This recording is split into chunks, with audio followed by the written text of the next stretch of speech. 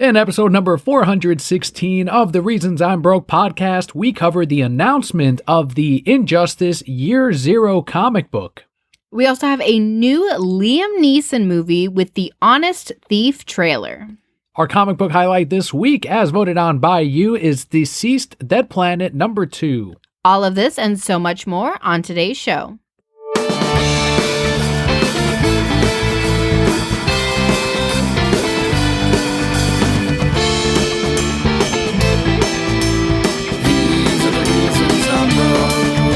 Hello and welcome to your award-winning The Reasons I'm Broke podcast, bringing you the reasons we're broke every single week, ranging from comics, movies, TV, video games, and more.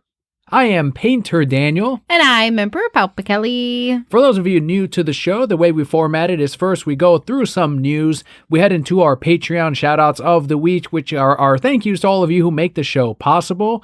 We go into our review as voted on by you this week. It is DCeased Dead Planet. And finally, we end it with the Brocat Block, which is what Kelli and I have been doing this week. I thought you were going to say the Blowcat block, as in blowing things up, as in Liam Neeson is blowing things up again. And we can't have enough of it. Liam Neeson is starring in another action film called The Honest Thief.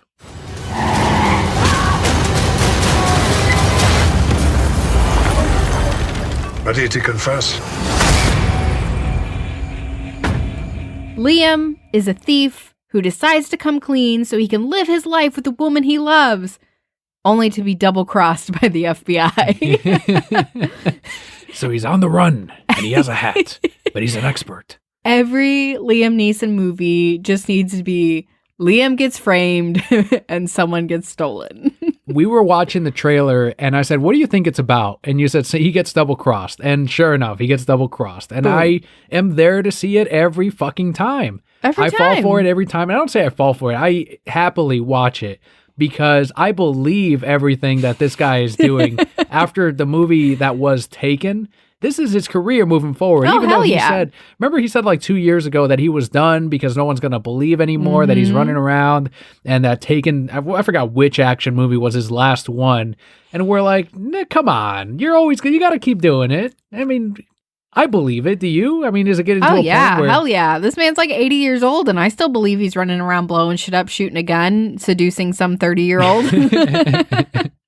Did you notice that in this trailer, he lets his accent slip completely? Yeah, all the time. I think they just didn't even tell him to do anything. They're just like, whatever, Liam, you're going to make us money. I think it was all one take, and they just kept the cost down, and they're like, well, most of it is going to go into, one, his salary, and two, the explosions in the film. Yeah. And then we'll just rake in the money, especially during a time like this. You release it on video on demand. People like us, we're going to go and watch it. Oh, yeah, for sure. It's called Honest Thief. But do you really think it's called Taken by the FBI? Yeah, that's the title. They took his money. Yeah. They took his honesty. They did. They took his woman girlfriend? probably at one point. We saw it in the trailer. They were carrying her, or they showed up and shot her, clearly, because he runs into the hospital and he's like, my girlfriend. I'm like, Liam, you're a little too old to call her your girlfriend. It is weird, right? Yeah. Why didn't they just set him up with his new wife? And he had kept this a secret, but now he has to come clean. It's 2020. I don't know. Let Liam do what he wants. Taken by the FBI is set to release in October currently. I don't know if it'll come out in theaters. That's the plan right now for them, but we'll see if theaters are open in October. If not, maybe we'll see a video on demand release. As I mentioned, I don't think the budget was overblown on this one. Overblown up? The only other actor I recognize is the T-2000 from Terminator 2. Oh, shit. That was him? He's the guy in the hotel, and he gets shot right away. And I'm like, oh, no, not him. No, not T-2000. And then at the end, you see him. Yes. Dun, dun, dun, dun, dun. Dun, dun, dun, dun, dun. What a fucking crossover would that be? Liam Neeson, it's a Terminator film the whole time. Oh, my God. The T-2000 What is if there. Liam Neeson was a Terminator?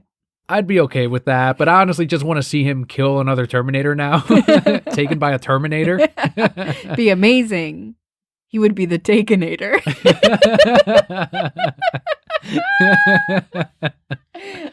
That's the show. It's done. We're done. Gotta close out on a high note there. Baconator. Oh all right, it all goes downhill from here. Honestly, it really that was does. the best. That was It the really best the does. show has ever been. Yeah. Was that moment? We have plenty of comic book news this week. Comicbook.com has reported that Tom Taylor and DC Comics are writing up a prequel series for Injustice called Injustice Year Zero. The synopsis is: Fall of the Old Gods focused on the action around the Justice League and the discovery of how their predecessors covertly fought within World War II to bring down a tyrant. When the Joker finds a way to control DC's superheroes, he uses his leverage to sabotage the Justice League and the JSA from inside. End quote. Tom Taylor is good at writing the here's a whole universe you can play with, you can kill off whoever you want, kills off, in the video game at least, the Joker is killed by Superman. But as we've seen with DCeased, he can handle a universe that readers will jump on and completely make it a success, sometimes beyond the video game. The Injustice comic books went on for years after the first video game came out and years after the second one. And I think it's going to continue to outlive the games no matter how many different sequels they keep making. And Tom Taylor is definitely the right one for the job. Well, they didn't just make a video game. They also made that quarter gambling machine. Yeah, tell them about that weird thing we came across. There's a pizza place that we go to, like a mom and pop pizza chain, right? And they have those little, gambling for kids, right? It's what you played, like the claw machine and all that kind of stuff up in the front. But one of them is the quarter machine where you drop the quarter and it like pushes it forward. And the goal is to push the quarters off the edge and then you get more quarters. But it's Injustice themed. And I'm like, what? Why? Who did this? I think they took one of those machines that you're talking about. They bought it off of one of the casino boats over in Tampa, brought it over and put the slip on there from another arcade machine they had in the store probably, and said, it's the Injustice gambling machine. Or maybe it really is a fucking Injustice gambling machine. I don't know who decides those things. Literally, that was the only theme to it, is the fucking little label on top that they slip right in front of the light. That's sun faded Yes. and it's not even facing the sun. It's perfect. I know they were teasing Injustice Year Zero for a little bit, and then Comic Book broke the story. Tom Taylor was trying to make it into like a big thing. Here's this picture of Superman. Here's this eye. And when people figured out the font, they were like, it's Injustice, but what Injustice thing is it? And then comicbook.com leaked it that it was Injustice Year Zero. And then Tom Taylor still played along like, and here's a Z. Who is telling Comic Book these things if they're just going to release them? I think a lot of that are the social media assets, because a couple days after, they ended up putting it all online anyway, all of the little videos and pictures and images, the posters. I think it ended up even in the comic books from this week. I'd have to go back and remember, but I thought I saw an ad for Injustice Year Zero. But this is another digital first release. So I know Scott from Lazy Gaming Guys, he's like, hey, tomorrow you've got the Injustice Year Zero issue coming out. Can you please put that in my box? And I'm like, they're announcing it tomorrow, and he sent me the screenshot that Tom Taylor put up a picture of the revealed Injustice Year Zero, and it said tomorrow. And I said, they're announcing the book tomorrow, and it's coming out digital first after that. But this thing would have been in previews 3 months ago if it was coming out tomorrow. So to anyone confused, it is digital first, because that's what DC seems to be doing now. And then eventually it will release, I'm assuming, as either a trade paperback or single issues. There's no reason why it wouldn't, because the Injustice comic did sell really well, and even the trade paperbacks now, that they're compiled into full compendiums or full collections of here's year 1, here's year 2, up to I think year 5 now. Wow. And they still do pretty okay, so I think it would be smart of them to also release it as a trade. That's pretty cool. I did not know the series was doing that well. I think this means that they'll do another Injustice video game. The franchise definitely has plenty of gamers out there that will rebuy this, and maybe for PS5 and the new Xbox.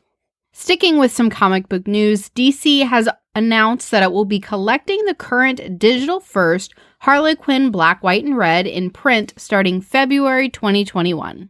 So there's the actual confirmation. In the previous solicitation, they kind of reassured everyone, like, no, we are going to see a print edition of this. It'll be down the road.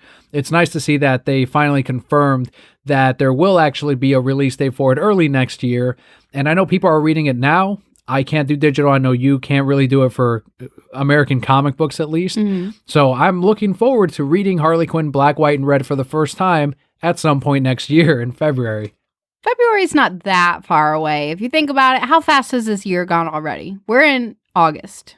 It'll be here before we know it. Probably in about 3 more previews catalogs, we'll see it in there. Is that how you tell time, by previews catalogs? When it comes to comics, yeah. And I got to get used to it now that it's actually not going to be in previews catalog. It's going to be in DC Connect. Ooh. Like, we're separate. We're better than previews. Let me sip my tea with my pinky out.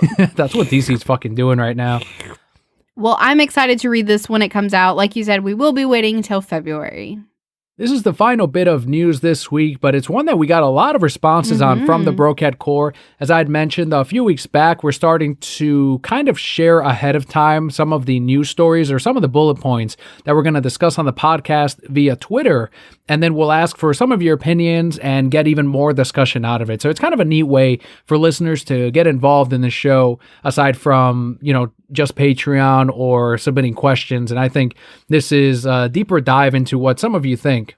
But the news story is X-Men film producer Ralph Winter shared why the film from 2000 didn't have the classic comic suits. In an interview with Sci-Fi Wire, he said, quote, "We understand you'd rather have everybody in the traditional garb, but we also have to make a movie that reaches a wide audience to justify the budget. The trick is always to bullseye the hardcore Marvel/X-Men fan, but do it in a way that doesn't alienate an average moviegoer that might enjoy or start to enjoy these types of stories," end quote. So you're going to have to remind me, because it was 20 years ago and I'm old now, right? Right, over the hill, 30, right? Which X-Men movie was this? This is the one in which they end it and the Statue of Liberty, they have all black. And at one point, Wolverine puts up his middle finger with the claw to Cyclops. What else happened? What was the main plot of the movie? So Magneto was taking that Rogue, he kidnapped her, and he was putting her on top of the Statue of Liberty, and he was going to turn everyone into a mutant, kind of spreading out that wave. Got it. Boom. With you. And then that's when her hair turns like white. Right. Because she got stressed out. I don't really know what the situation... Yeah, I guess so. She got stressed out. I get stressed out every day, Rogue, but you don't see my hair turning white. The way you're talking about being 30, you figured you would be like, oh, it's so white now. I'm getting there. I'm very close. Somebody the other day at work was talking about, I just pick up hours all the time. I work like, an extra hour here, an extra hour there. I'm like, you can do that until you're 30. Then you're like, oh, an extra hour. So what do you think about this quote of, and I think at the time it was especially true because you didn't really have a successful, extremely comic accurate movie. This is something that they had to really be careful with. And we're not living in days now where you can have like a comic accurate bat suit out there. And even the Batman suit didn't really deviate too much from what we get in the comics, but something like X-Men, in which there's various colors, it's a whole team of people. And instead they went with like a more serious, dark, like leathery outfit with the X's built in there. Right. Do you think that was the right decision for the time? I feel like in 2000s, everybody wanted to be a badass, so sure. Kind of like The Matrix, right? Yeah. Everybody loved The Matrix. I still, like, whenever somebody in a movie, like, leans back real slow, I'm like, oh, Matrix. Like, it's just forever. I will say I do vaguely remember seeing this movie, and I don't remember any of the costumes. So if you're talking about an average fan, like, yeah. I didn't feel one way or the other about it. That being said, if they had done very comic accurate costumes, I probably wouldn't have remembered those either. So I think they did what they felt was right, make really, really cool costumes that anybody can like and try and get in more fans that way. I get it. But I don't know that I can say one way or the other because I wasn't a fan then and I'm not a super hardcore fan now. I think looking back at it now, we can safely say that it was the right decision. And I don't know if having them in traditional costumes would have affected the success of the movie. With the marketing, if you had them in those bright colorful outfits, maybe the general audience would have been like, oh, that's a kid's movie or whatever. But if you have Hugh Jackman in his kind of more Logan traditional, which is a little more comic accurate as well, but it is a more toned down look to the character. And then when the team is all together, they're all kind of uniform and not maybe goofy looking. If you tried to make it, I don't know if they really had a way to make things look serious enough to the general audience to where they won't dismiss it as just a comic book movie, which back then, you can do that now even, but back then it wasn't like where you had all of these options of here's the Dark Knight. They can obviously make a good film out of comic or, things like that. But obviously it did work out for them. And it reminds me of, I think it was the Wolverine film where there was a deleted post-credit scene where he opens up a case and there's the more traditional Wolverine outfit that unfortunately we never got to see him wear, but it was still really cool to see like what almost could have been. Do you think it would have made the movie better for you if they had been in their original or in some capacity, some nod to their classic suits? There was that line by Logan where he says, "What did you expect? Yellow spandex?" And it was kind of like a joke against the costumes a little bit. I know when I saw it, I was just thrilled that there were comic book movies. And I'm not even an X-Men guy, but I went and I saw it and I loved it. I was there for opening night of X2, and I really liked that when I saw it multiple times in theaters. It was that period where you didn't really have a lot of comic book movies, and when you did, you would take even like regular mediocre ones because at that time they were amazing. But some of these movies do stand the test of time. Stuff like X-Men, X-Men 2, the Raimi Spider-Man film. Man, those things you can still go back and I think honestly watch and enjoy. And you have had so many comic book movies since then, and some before then, of course, too. But I think you can still view them as bright spots in superhero films. Yes. Emo Spider-Man is a bright spot in superhero films. Way better than Tony Stark Jr. This is accurate. All right. I'll give you that one. 1 point for Daniel, but still 1,000,000 points for the Palpa. So calm down. As I mentioned earlier, we did ask some of you for your opinions on this story and this quote and what the original outfits, kind of how it sat with you. And we have several responses. The first one comes from @HelderOA. Is it Helder Oa? Like Elder Oas? Elders from? Oh, okay. Anyway, I'm sorry. Moving on. Who says, quote, "Honestly, I wanted the comic look, and I got pissed that the film made fun of spandex. But then I was 21, end quote. I won't say how old I was. They can do simple math and figure out how old I was. So yeah, some people did take that as like a slight to the comic book fan, and I can definitely see how. It's almost as if them saying, "What'd you expect, yellow spandex?" Like, we're better than what the comic books are doing. That's kind of how I think it could have been written. Mm-hmm.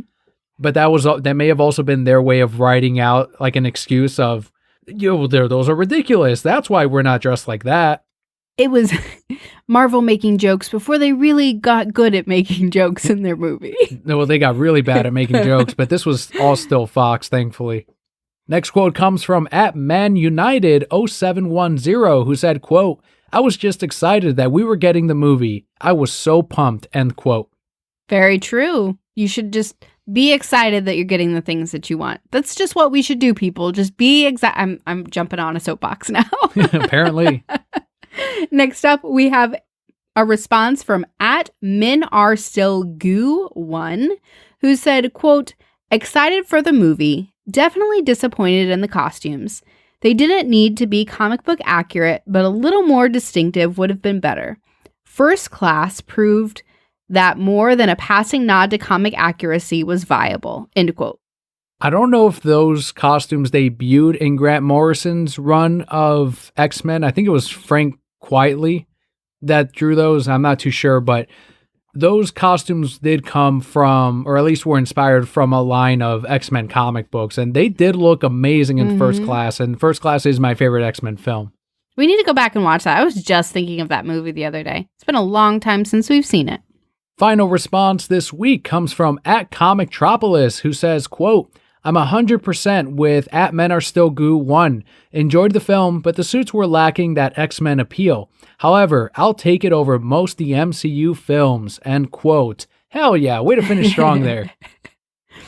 I am so glad that we still got this movie. I kind of want to go back and watch it now so I can understand what you're all talking about. Because I just remember like Rogue getting stressed. That's it. That's literally the only thing I remember. Oh, no, I remember, I forget his name. Iceman. Iceman, yeah, he was in that. Yeah, you're right. Yeah, Very I remember briefly. him and I was like, oh, he's so cute. I think his name is Sean Ashmore. Yes. He was in Animorphs. He plays Jake in Animorphs. Oh, I didn't know he was in Animorphs. He was in something else too, and I thought he was cute. But in like the early 2000s, that look, that's what all the girls went. You know, he's a twin. I think they both work. Okay. But his twin's not as cute. It reminds me of Carl Pilkington when he always says, but he's like, they're identical, but they're not really. You can always tell like one's more snidey. So thank you all so much for sharing your thoughts and tweets on this quote from the X-Men film producer. Really love interacting with all of you each and every day and sharing a part of that with the rest of the Brocat Corps. You can follow us on Twitter at Reasons I'm Broke and get your opportunity to comment on something we're going to talk about on the show and, of course, have your quote read here. So it was a lighter news week. I'm guessing we'll get more. They're probably holding off a lot of DC news in general because of DC fandom coming up this month. So it makes no sense to reveal much of anything. We'll see how the rest of the couple of weeks go. But thankfully, there are still some great questions that got submitted for the Brocat block, which we'll get to right after our Patreon shoutouts of the week.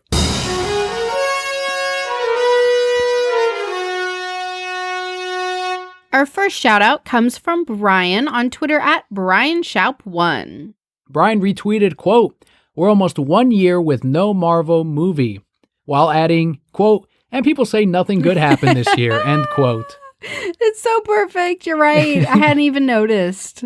He sent that out he tagged us in it, and he sent that out on a day where I really needed to hear something positive. And I'm like, I really needed that, Brian. I appreciate Brian. that. That's great. Like You're the true hero, Brian. Our next shout out comes from Kat on Instagram at _OurNest. Kat snapped a picture of a bright green hummingbird in her garden. More visitors to that all new garden, all kinds of veggies and fruits they're growing. I love hummingbirds. We have, and I haven't seen them in a while, but there's like 3 or 4 that like to visit our front yard. Way more than that. If you go around the corner too, they go they're all over those the place. bushes. Then a whole lot, but they're really small, and the ones that we have are brown. So I thought they were a moth the first few times, and I'm like, oh, but no, they're just hummingbirds. They just like to like hang out, and they move so fast. I don't know where they live either. I have no idea. Because they only come out at like sunset. Yeah, around dusk. But we have those. We have frogs that live at our house, like a lot of frogs, a lot of lizards. We have bats. Have you seen the bats? No. Yeah, so right around dusk, you can sometimes see them flying overhead, but they live somewhere too and fly around and eat mosquitoes. Good. We need that. Fuck the mosquitoes. If only they could eat wasps, then we'd be really good. There was one in our garage the other day, and I was like, oh, I guess he just lives here now. I fucking hope not. Our next shout out goes out to Matt on Twitter at Mr. Forklift. You can also find him at typingaboutmovies.com. Matt retweeted and shared Ryan Reynolds' secret cut of Green Lantern. Ooh, what's that? So there's been this, and we covered it briefly on the show like 2 months ago, this rumor that Ryan Reynolds, because he had mentioned the Snyder Cut at an event, that maybe he was in Zack Snyder's cut of Justice League. And they were saying how cool would it be, and I don't know where this rumor started, but if Zack brought Ryan back as Green Lantern and did him proper in Justice League parts 1 through 3. Or we could just get someone different. But okay, continue. Well, I don't know. We had talked about how Ryan Reynolds, people may like him as Deadpool or these other characters, but to me, that wasn't Hal Jordan, right? And it wasn't just like he was mishandled, or it just did not look. I didn't see Hal Jordan in that role, unfortunately. And it's not to say that he's a bad actor or anything. He just wasn't Hal Jordan. I guess all that news got to him, and of like, I guess I'm in the cut of Zack Snyder's Justice League, and he put up this fake cut of Green Lantern, in which they have the clip of Deadpool 2 or 3, I don't know which one, where he gets shot before he reads the script of Green Lantern, and it's kind of like an in-joke of everything. And at the end of it, he gets replaced by Tom Cruise, and they have like a CGI Tom Cruise Green Lantern, which was another rumor at some point of him becoming one of the Green Lanterns, and then they also had a Jon Stewart as well. But to me, that tells me that he is not going to be in Zack Snyder's Justice League. Yes, we're going to get Green Lantern. Yes, we're going to get Martian Manhunter. There was even a rumor of him being Hawkman in Black Adam, which he also already said on Twitter, no, I'm not Hawkman. Why do people want to see Ryan Reynolds and all these things? Well, now they're saying, and I don't know if this was all a plan anyway, but that it ended up being free publicity for Zack Snyder's Justice League, because not only did he make that, but also Dwayne "The Rock" Johnson also tweeted out about Zack Snyder's Justice League. So someone said, free PR, mission accomplished. I mean, very true. But really, Zack is not going to pick Ryan Reynolds to be in his Justice League. I don't think he will either. I think it is going to be someone else. Yeah. I hope it's Jon Stewart. I know you really want to see Jon Stewart. I would love to see Jon Stewart. He's my favorite Green Lantern. I'm excited to see Kilowog and Tomar Ray. I just want to see, especially in that history lesson, when we got that brief look at that Green Lantern, which I don't know if that was ever even in Zack's cut of it. But if they can do something like that, I like that suit better, where it's a little more like kind of an armor as opposed to like a skin tight thing. I think that looks like muscles and just weird. I think it's closer to that run of comics that Jeff Johns first, took over with in Green Lantern Rebirth. And I think that look would look really cool on screen, especially as you see these different lanterns like Jon Stewart, when he makes his constructs. Oh, man, so cool. They're done as an architect with straight lines, and then you see like... Well, he like builds the whole thing. Exactly, he doesn't right. It doesn't just appear. He has to build it from like the beginning. Yeah, so it'd be cool to see if they do something like that for the different characters, but we're going to find out. Maybe we'll get our first look at them this month. And our last shout out goes out to Jared on Twitter at Spoon Sandwich. He retweeted the following quote, Xbox has successfully changed the narrative when the main thing haters are complaining about this week is a sticker on the box art, end quote. They were bitching about the logo and anti-Xbox people, I guess, or PlayStation guys, whatever you want to call it. I have no horse in that race. I'm not buying either system, and I barely played my PS4.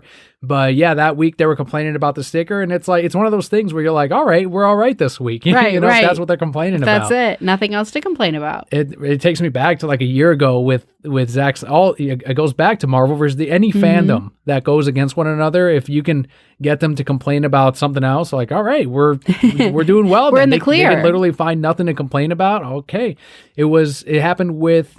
For example, when Joaquin Phoenix was first cast, and they were like, "Oh, we're gonna get old man Joker," and that was like what they were saying about him, because they couldn't say he was a bad actor.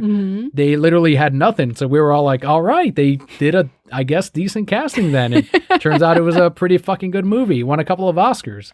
I was just thinking about that movie the other day too. We need to go back and rewatch it, so I can, I guess, cry and be sad and things. Got to get through Harry Potter first. Final shout out this week goes out to Manu on Twitter at ManUnited0710. It is the August 2020 Manu, as we said last week, an apology tour, right? Hope he's enjoying these. It's a month of Manu. You do it better than I do. That's why I'm the Palpa. Manu referred to a reviewer's tweet telling people to simply not see the Tax Collector movie, but Manu responded with, quote, "This type of thing is the problem. Let people watch movies and judge for themselves. Encourage people to see more films, not less, even if they're not to your liking. Maybe even especially then," end quote. I want there to be like some soft piano music that plays and fades out and be like, the more you know. That'd be appropriate, right? I think my biggest problem with this is that this film reviewer, his biggest complaint about it involves, I guess, a plot point or an expectation from Shia LaBeouf's character that did not happen for this reviewer. And that was his main gripe with it from his thread of tweets. And that's when he ended it with, "So in the end, don't see Tax Collector." And it's like, you're a critic? And that's going to be what you're complaining about and telling people not to see the movie over? Then it's probably pretty good. The thing is, like, I don't know. I feel like as a critic, you should just say, I saw the movie, right? Logically, these were the things that were good or bad about it, but you shouldn't ever end it with see it or don't see it. Mm-hmm. Like, end it with, this is not a movie I'll be seeing again, or really, really enjoyed it. Definitely one I'm going to add to my shelf, right? Say what you're going to do based upon your opinion, but don't tell other people what to do. That's stupid. There's a lot of pressure now for the next movie I review on here. Yeah. We're going to watch Tax Collector. I have it pre-ordered already. Okay, there we go. Don't tell people not to see it. Just be like, it wasn't for me. Very happy to support David Ayer. I saw the poster today of George Lopez's character. Yeah. And I was like, it's fucking George Lopez, but he's trying to look serious in the poster. Like, you guys are like some kind of monsters. He needs to tell another funny joke in there. We need to laugh at everything he says, even if it's not funny. Yeah. I just killed 5 guys. George Lopez. So thank you once again to Manu, Jared, Matt, Kat, and Brian for your Patreon support this month. If you too would like your Patreon shout out every single month and to help out the show, you can become a Patreon backer at patreon.com/thereasonsimebroke. We also have a Discord lounge. It is very active. There is a link in the description of today's show notes. There's also one on our pinned tweet and at thereasonsimbroke.com. But we also have an exclusive Patreon-only Discord within that one. Yeah. All kinds of perks. We've got bots active, and if you are a Patreon supporter and if you have a YouTube channel, the bot will actually pick up and promote whatever videos you put up as you upload them. And I occasionally grace you all with my presence. Once in a blue moon, sometimes you can see her, the Palpa. Very rarely, but you got to talk fast because then I'm gone like the wind. You just leveled up, I think yesterday or 2 days ago. To level 1. That's how active she is. Listen, I got a lot going on in my life. We've got a little bit more about what Patreon helped make possible in the Brocat block, but let's head into our comic book highlight of the week.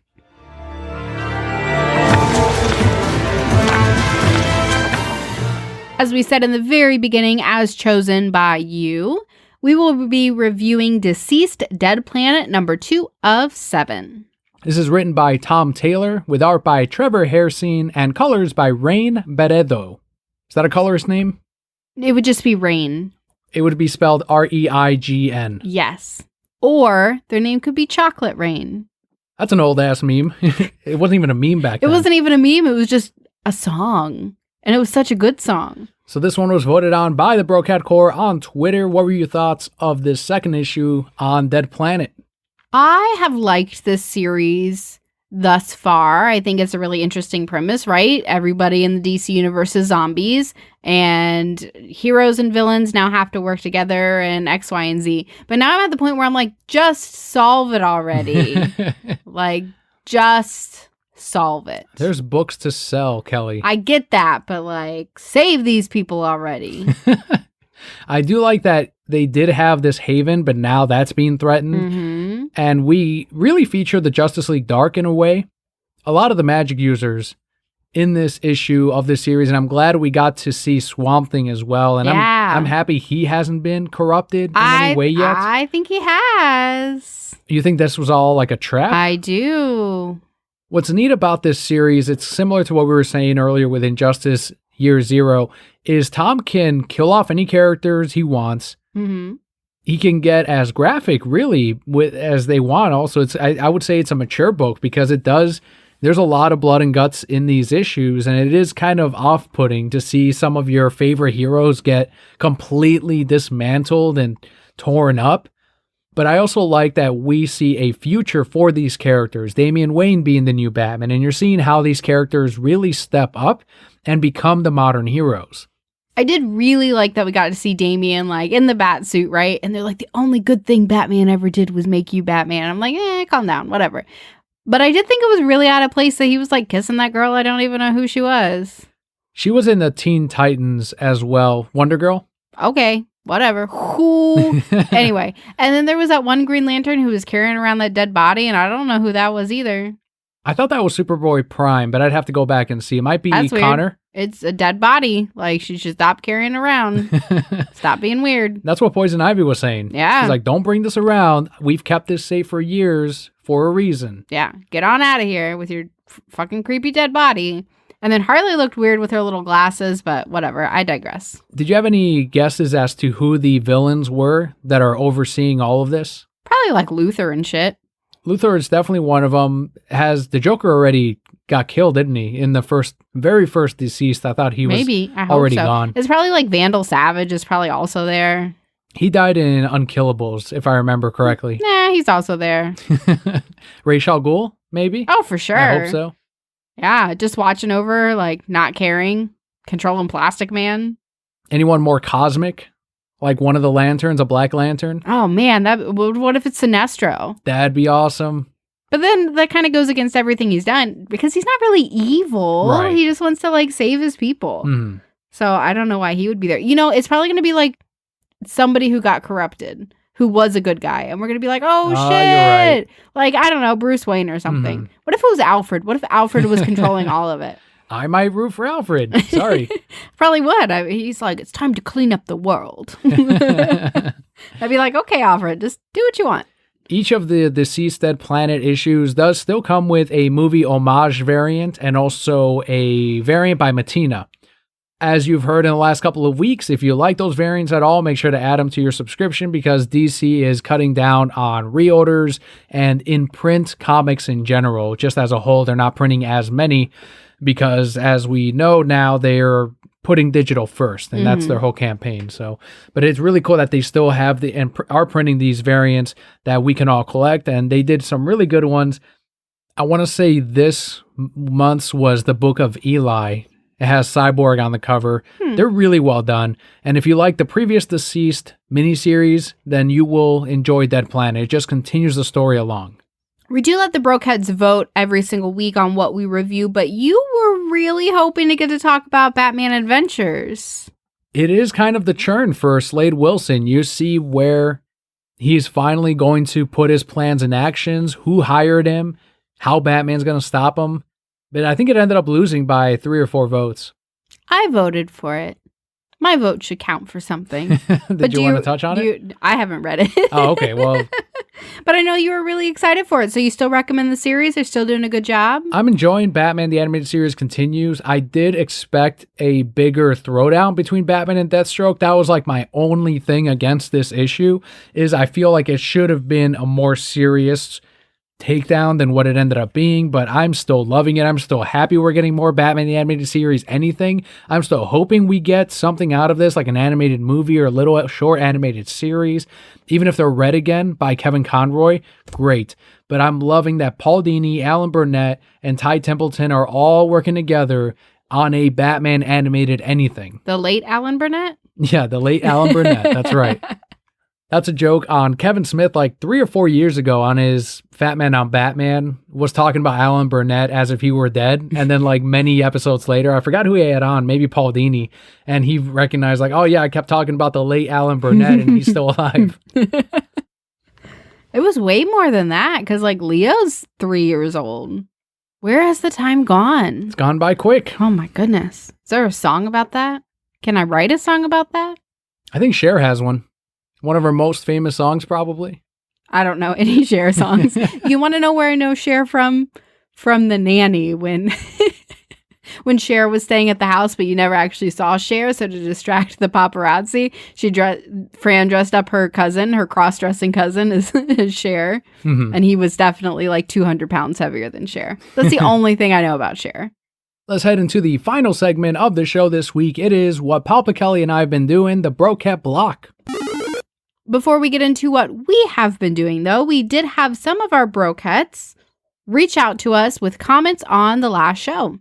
Acuban Slim said, quote, on The Walking Dead Deluxe, for The Walking Dead, I'm not interested at all in color issues.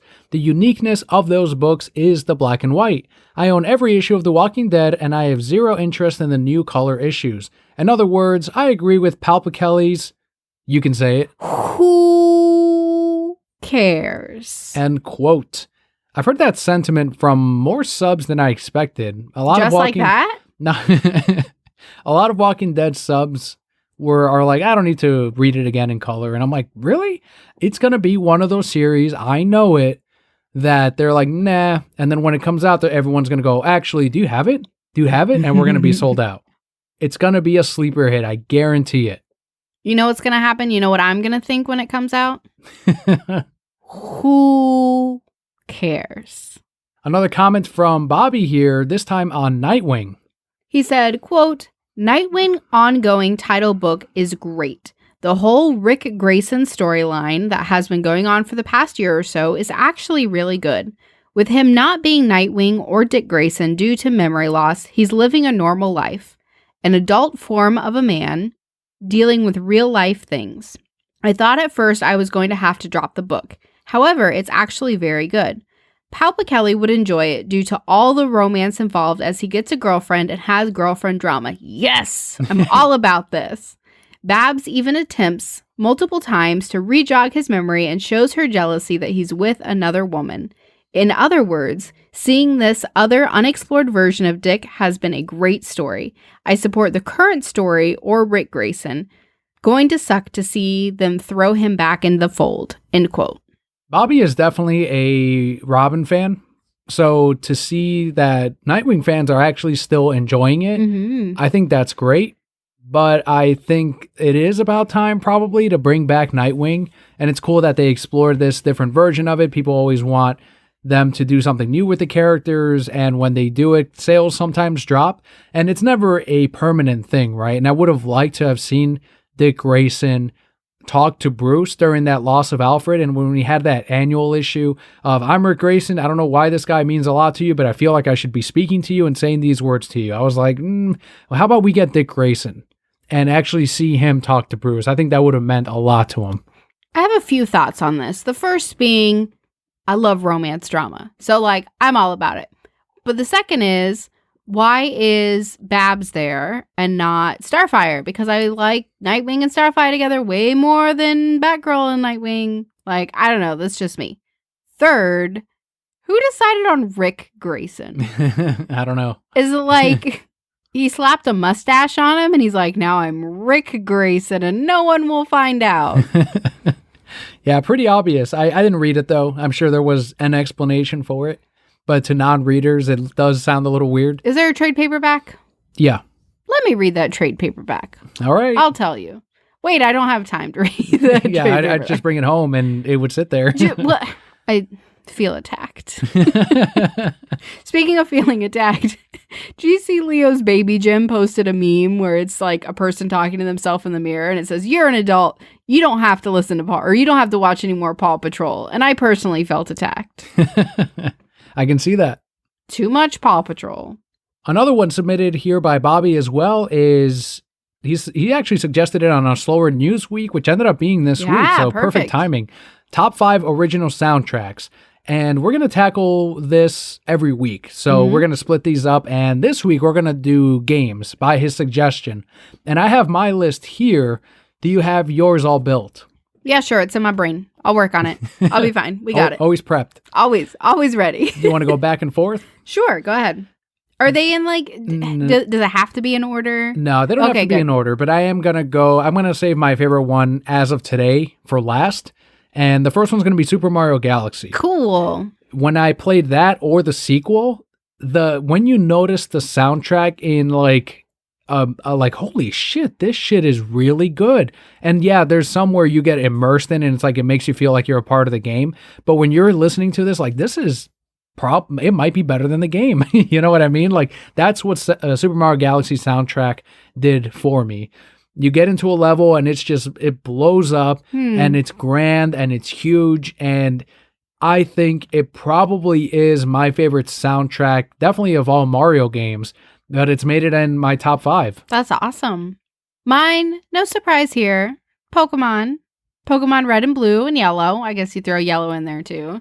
But every single one of those songs I think is so iconic, and it doesn't matter if it's cheesy 8-bit version, right? Or if you're doing the grand orchestra version, you hear these songs and you just know, and you're taken back to that moment of, oh shit, Gary's showing up. Now I gotta fight him, and I haven't healed my Pokemon, and I just beat the Elite Four. Yes. What the hell am I gonna do? And they didn't even give me a chance to heal my Pokemon. So definitely those songs, no matter when I hear them, always bring me back, and they're Kind of the theme song as I use, like if I'm going up against a battle, I'm like, yeah. And in my head, I'm playing like, da-na-na-na-na-na, like preparing myself. My favorite theme song from that Pokemon game is the one you just mentioned, the final battle against your rival. After the Elite Four, like that is different than your rival song. It's intense, and it's, as a fucking kid, I was like, it was high stress, right? Yeah. Really good soundtrack. That was actually on my list as well, and the next one I was going to go with. So I guess we'll go with your number 4 we'll just then. merge them together. I also want to give an honorable mention to the Team Rocket Hideout song, because that one is like pretty rad too. Next on my list, Kingdom Hearts, the first one. Duh. That's a good choice. That is really, it's really good, right? But definitely had so many levels. Again, like you're mentioning with Mario, right? Where it just pulled you in. I think Hallow Bastion is the best example that I can give. Just that great orchestra, and just it felt so grand and made the world seem so much bigger. But even every single Kingdom Hearts game had such a great like opening song where you just loved it and you were playing it outside of the game. It wasn't just when you're there. Everybody knows Simple and Clean. Everybody knows a remix to Simple and Clean. Yep. Everybody knows My Sanctuary and the remix to My Sanctuary and whatever the new one is and the remix to that one too. So you can definitely tell that they put a lot of effort into making these levels and having a great soundtrack that went along with them. Another one on my list is Legend of Zelda, The Ocarina of Time. I think it was definitely the first Zelda game I ever finished. I played the final boss and the level of the fight against Ganondorf and Ganon before I even played the whole game. My friend had the game and he was like, here, because when you play again, you start right before at the end of the castle there. And he's like, watch me beat the boss. And then we practiced and he showed me how to defeat him too. And I knew how to beat him before I even played the whole game. And I loved it. Like that soundtrack in that final battle was amazing. When you're going through Hyrule, every town, every dungeon, like every one of those pretty much had its own song. And to me, when I think of Zelda, the songs, and I know some of them are remakes of previous games, but I think Ocarina of Time really brought them to life for me. This next one is also one of my absolutely most favorite games, and that is Rhythm Heaven, the first one that came out for the DS. And I mean, that whole entire game is songs, right? But so many great songs in there that I did want to listen to outside of the game. And I still really get excited when I play that. And I'm like, yeah, I'm going to play this one with the birds that are Nazis. and even those stupid like totem heads. I hated those totem heads, those Easter Island motherfuckers, whatever they were. That was the hardest one. Birds kept shitting on me. Anyway, a lot of really great songs in there. And it's just such a fun game because you really have to listen to the song and become one with the song to really progress. I almost cheated and picked Super Smash Brothers because that has every soundtrack of every game. Stop. Get out of here. You can't. And the first song that came to mind when I thought of Smash Brothers was actually the Star Fox Assault theme for Star Wolf. And then I went, you know what? Star Fox Assault soundtrack. And I was in between that and Star Fox 64. 64 is one of my favorite games of all time, has great music, but Assault remixed them and brought them to life, and I think it was done in live orchestra. If not, it sounded like it was, and if not, I know Smash Brothers definitely redid it in orchestra, and the Star Wolf theme in particular is my favorite, the remixed version from Star Fox Assault. It is amazing. It's one I can hear always, and it brings back memories of Star Wolf coming in and you having to defeat them and then them coming in again on Planet Venom. What a great fucking game. Brings me right back to that and 64. My next one, I forgot about this until right this moment. And I mean, but I definitely have my list prepared ahead of time, right? Is Sonic Adventure 2 Battle. Nice. They had great songs, and like one of the things I really loved about that is, you had all the songs and the levels, right? But then they also had those special features where you could go and just listen to the songs. Like you just played your little Eggman theme song, which was super lame, and then you had my favorite song ever was the very first level, City Escape with Sonic. Yeah. And it was such a great song. And then you had like White Forest and like Black Forest for Shadow because he was evil. I don't know. Really, really cool. That was also probably one of the first games. I mean, Pokemon aside, right? First console game that I beat the whole way through. So that was really important to me also to be like, yeah, because I played it so much and heard those songs so much. And I still get excited when I think about them. My favorite soundtrack as of today is going to be Transistor. It's done pretty much almost every single song in there has lyrics to it. And it is a soundtrack that gets me through the game. It reflects what the characters are going through in the game as well. And then on top of that, you can just listen to the soundtrack on its own. There's different versions. Thankfully, the game company has put out like, here's the just background noise one, here's this remix version. And then there's tons of live versions where you see them go on tour, and at conventions like PAX, they will sing these things in front of an audience. But every song they made for this, and it's the same makers of Bastion, which I haven't heard the soundtrack to Bastion, and I would want to play it just to hear it. But every song represents a different part of the main character's life and her relationship with, I think it was her boyfriend in the game. And then even when you get to the end, you're reminded of how they got that resolution, and you as a player. And then the song itself is amazing as a standalone. My favorite soundtrack, Transistor, they have the full hour-plus version on the official channel. If you type in Transistor full soundtrack, it'll pop right up. You can hear it at any point. In fact, I'm probably going to pop a bunch of those in the Discord right after we record. Amazing soundtrack. Definitely don't miss it. I'm having a hard time with my number 5. I'm leaning towards Mario Kart 64. Again, because it just takes me back to that really nostalgic place of remembering playing that for hours, kicking your ass in that, kicking everybody else's ass in that, because I was I gotcha. Lion King for that. Wow, I did not see that coming.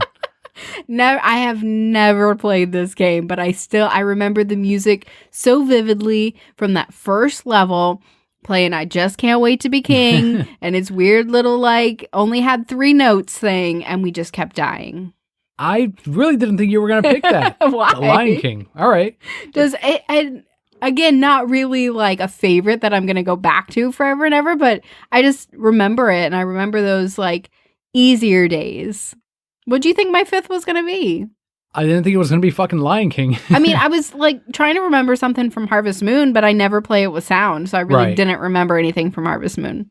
I thought yours were literally just going to be several Pokemon games, like Gold and Silver, and see how well you know me. The Magikarp game. I do like the Gold and Silver. My favorite song from Gold and Silver was probably the Bellsprout Tower. All right, because it was like ding, ding, ding, down, down, down, ding. Like that was it. But there you have it, our top 5 original soundtracks for games. We'll have another one next week. Thank you, Bobby, for submitting that suggestion. I'd mentioned earlier the Patreon goal. We now have a The Reasons I'm Broke app. Yeah. In case you missed it, it is now live on the Google Play Store. And I don't have an iPhone, but they told me that it is now up on the Apple Store. I don't know what they call that one. So you can find it on either one. It's been asked, if you already have a podcatcher, then, why should I download the app? We do put up an exclusive wallpaper for your phone for each episode of the podcast, starting with last week's, and we're going to do that with each week's. If you pull up the app, click on the episode, there's a present icon on there. You click on that, and you will see the wallpaper on there, and it'll give you the option to download to your phone. So aside from that, it is mainly a great discoverability app. So for anyone that doesn't listen to podcasts or is going through the Play Store and didn't know that we were around, it is good for finding growing our audience. So we really getting to that goal, all of our Patreon backers helping us out and making this possible for not just Android users, but also for Apple Podcasts and iPad users, iDevices, really. And moving forward, we now have that going, and really grateful for that. And I think it's a really neat extra thing to have for the show. Yeah, why not? Just download the app. It looks so cool. It's got like a little Brocat logo on there, just like chilling every time I see it. I have it. So awesome. They've been saying on Discord that you would be lost this week, that I might need a guest host. You might have. Because the latest Moonlight, what the fuck is that Twilight. thing? Twilight book came out. Yeah. Midnight Sun. Midnight Sun. And you're still here. So and here I am. What's that mean? Means I got half a chapter in, and I'm just like, Really? Yeah. So more power to Stephanie Meyer, right? Because 15 years later, she's still writing the same characters and keeping them true to character. But her audience is now people who read her book 15 years ago. And 15 years ago, we were all very charmed by Edward, who was more mature and still interested in this high schooler. And now I'm looking at Edward and I'm like, why are you interested in this high schooler? Because we're in his mind, right? It's told from Edward's point of view, and he's thinking all these thoughts like high school is purgatory and people are stupid and their thoughts are fucking retarded and I don't know what's going on and X, Y, and Z. Like, these are things that he's actually thinking. And then, but he can't hear her thoughts, so she must be complex. And I'm like, she's really not, Edward. She's really still a 17-year-old girl, whatever she is. And now that I'm, I guess, mentally the same age as Edward, I'm like, yeah, I would not be attracted to a 50. So anyway, I'm in a different state of mind, like trying to read this. And she's just trying to make Edward more complex and angsty than he needs to be. Mm-hmm. And so I'm about half a chapter in. I'm going to push through. I'm going to read it. I need to. I spent $15 on it. Wow. Like, all right. I need to read this. And I don't know. I just got to work up the energy to get through it. But yeah, I read the first 3 lines and I was just like, oh my God, what did I do? So what is he? How old is he? 300, 400 years old? Something like that. Falling for a 17-year-old? 17-year-old. So, unrelated, James Gunn gives this 2 big thumbs up. He gives it 1.5, saying too old, maybe. Right. Not Edward, by the way. He's talking about her. Uh-huh. Pedo perv James Gunn. Can't get rid of the guy. But, like, I really remember when I read this for the first time from Bella's point of view, and I was like, yeah, he's so mysterious, and it's so romantic that he can't read her thoughts. And now I'm reading it from his point of view, and I'm like, the only reason you were interested is because she was mysterious. Like, she's not mysterious. She's just normal. Do you think you would like it 15 years ago? Hell yes, I would have. Well, that's the audience, I'd have I been think. like, yeah. But the thing is, like, she's writing this now, okay, that's fine, but she didn't grow it with her audience. Like, her audience is not going to like this. Well, that's because she can't, though, because it's just a retelling of the first book all over again. She can't really grow it at all. I actually, one of the authors that I really do like posted, like a picture of the book or whatever, the cover. And she's like, who's this just released? Who's diving into it? And it was amazing, the number, like 100 and something comments on this post, right? And maybe like 3% of them said, yes, I'm reading this. Most of them said, I read them when I was younger and I just don't think it's for me now. And I commented with, 15-year-old Kelli would have loved it. 30-year-old Kelli wonders, I said, does not find Edward quite as charming. And I got some thumbs up. So there you go. Here I am. I'm still here. I guess let us know once you finish it where your overall thoughts are. 3 years from now when I finish this book. I haven't even finished the first chapter. That is so unlike me. The little thing at the bottom says 11 hours and 45 minutes left in this book. Well, something that you will get around to watching, hopefully, in about 3 years, is Yashahime. Yes, there you go. Good job. Proud of you. What is Yashahime? It is the sequel to Inuyasha, which I don't talk enough about on this show, and I don't even think you knew the depth of my love for this show. You knew that I liked it, but not all my fandoms and all my ships within it. So it's the sequel to Inuyasha, which follows Inuyasha's kid and Inuyasha's brother's twins, who we don't know who the mother is yet, but I know who she is in my soul. You had to consult Scott. I did. Over who these characters were, who they got married to. Yeah. Who are the twins? Who is I think I have to watch Inuyasha now. You might. If I'm going to watch this with you. Maybe. I mean, I could just fill you in what happens. I can direct you to some great fan fictions, which are way better than the show. I'm not going to read fan fiction.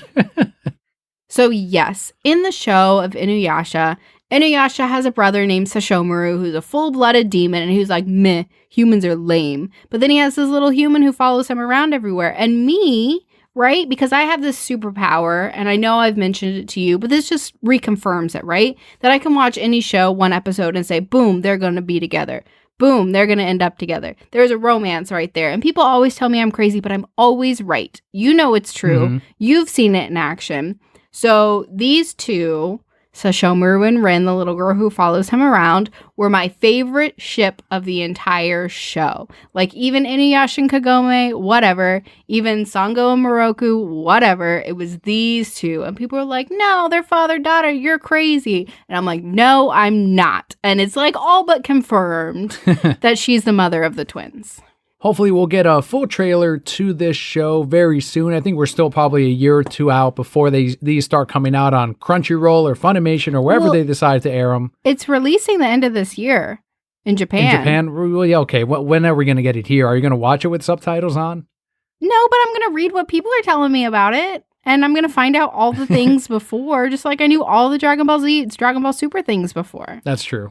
Yeah, you always know those things ahead of the manga and all that. Yeah, I do because I go on the internet and I ask questions and like people tell me. But listen, these two is like my second favorite pairing of all time. Like Vegeta and Bulma first, then it's Sashomaru and Rin, and then it's Zuko and Katara. Look at that. Oh my God, I'm so excited.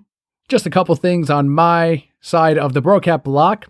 Episode 15 of the Snyder Cut Roundtables did release on the Release the Snyder Cut YouTube channel. Vincent ended up hosting along with guests Noel, Mr. West Ashley, Bill, and Gio. I unfortunately had to bow out, but they gave us a really nice shout out on the episode. Huge thanks for the invite on initially being able to host it. I had a family emergency come up and we weren't able to record it, but hopefully in the future we'll be able to do something for the channel again. I'm always grateful that we're able to contribute in any way to help out with the movement.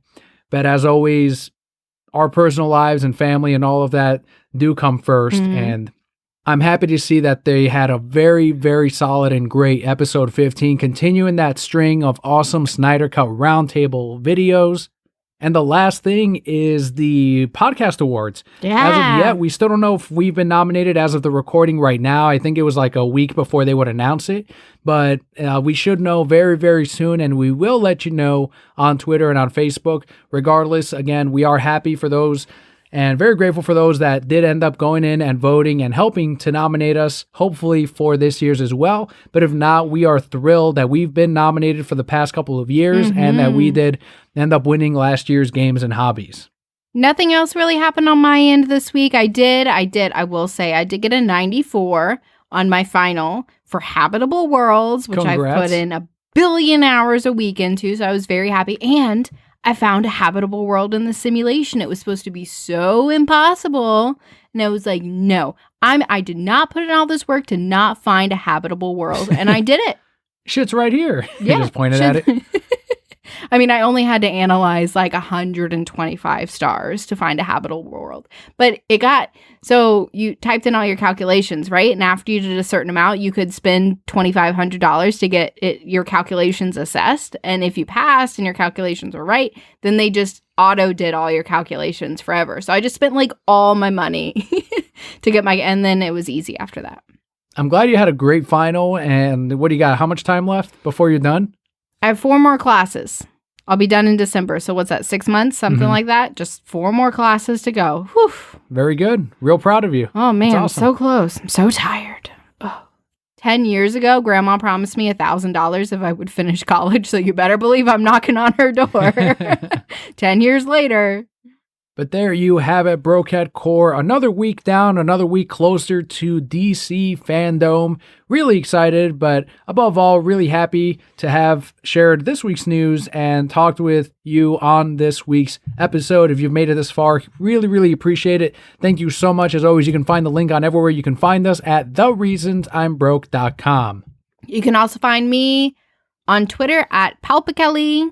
I check it about once a week, but I do check it. Kelli with an I. Kelli with an I, thank you. Or Daniel at Reasons I'm Broke. Thank you all once again. I've been Painter Daniel. And I am Emperor Kelli. And Brocat Core. All will be well.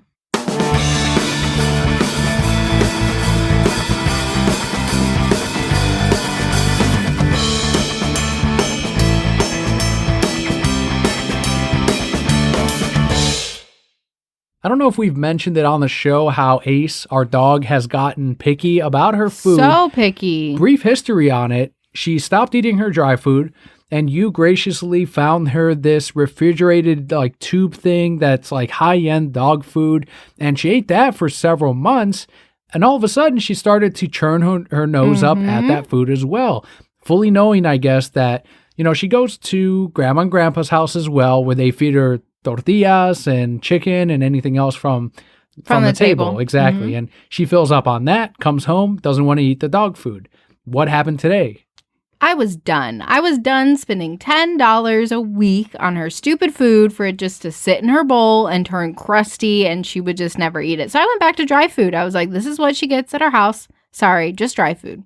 So she's been, I won't say starving herself, but she won't eat. She'll wait to see if she goes somewhere else. And then it's the end of the night. And I'm sitting in the kitchen, like eating my dinner, eating my slice of pizza. And she's looking at me with her sad puppy eyes, like, I'm so hungry. And I'm looking at her full bowl of dog food sitting over there. So I ate my whole pizza. And then I see her slowly walk to her bowl, and she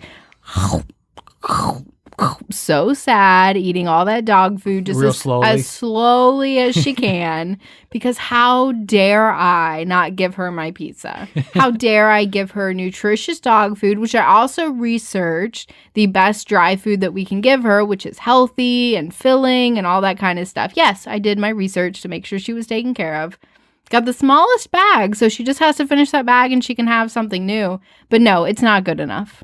She's gotten, I don't know, what do you call that? Like pinky fucking out. Little fur pinky. Little food isn't suddenly good enough for her. The one that we have at the house. And we don't feed her from the table, so she doesn't fill up on that shit. Right. Not from our house. She definitely goes to either grandparents. And yeah, she definitely gets fed whatever they have. Goes to show you, AC, over time, it's going to be no more of like playing this game of let's find you the better food because we found you better food and I'm sure it tastes better than the dry food. But this is what happens. Lesson learned, I hope. This is what you get.